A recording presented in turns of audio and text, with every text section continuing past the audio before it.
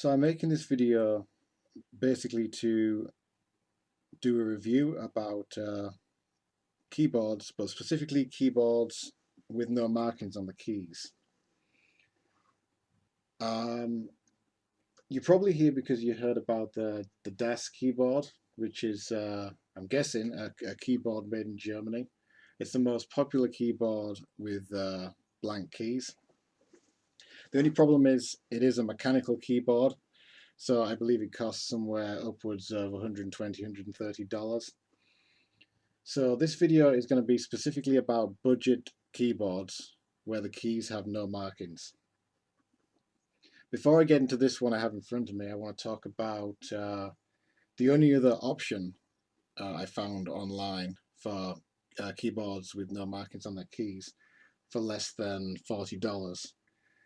There's a keyboard out there, goes by the brand name Keys UC, which is kind of ironic because one of their keyboard models is like this one in front of me. It's completely blank.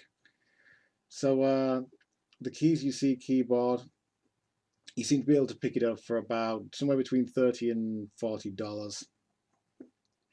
The whole range of keyboards are designed for people who have problems seeing the keys. So most of their keyboards have huge printed letters, and some of their keyboards have yellow buttons with black text to make them really easy to see.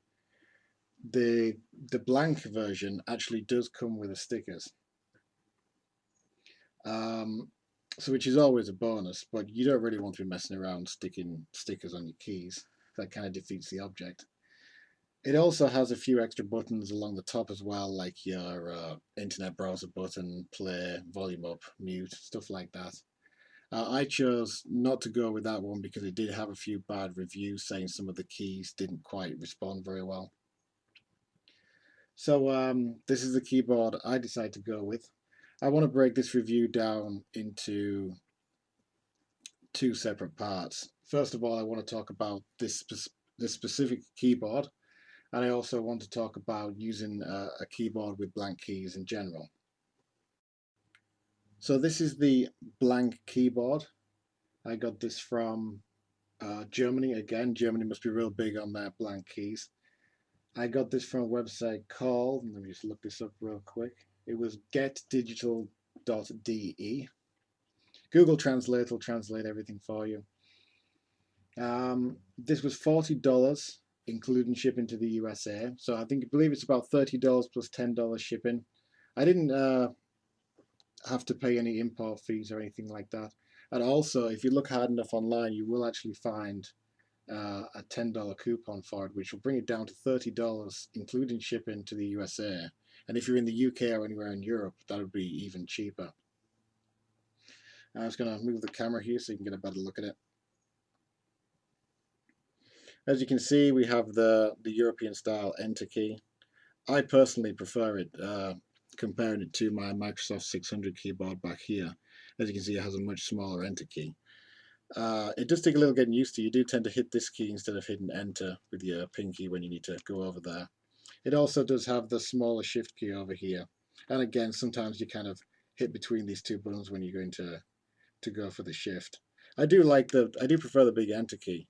However, the smaller shift can be quite problematic. It does have a couple of stands on the back. I'll just flip this over here real quick. You know, it's just your usual basic stands. It doesn't prop up very high as I would like. Again, referring back to the Microsoft keyboard, it does stand up a good deal more than this one. This one still does feel very flat to the table, but again, that's just something it's easy to get used to.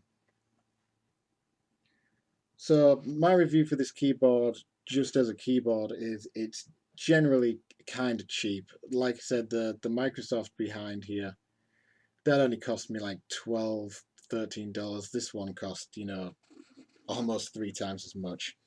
And it is just a basic cheap keyboard, really. If you're used to an expensive keyboard, you're going to notice that this feels kind of flexy, just light and cheap. But it also has no extra buttons along the top. as you used to see on most keyboards, like again, just play the buttons that bring up your web browser and other hotkeys. But it is a perfectly decent keyboard. The keys work no problem.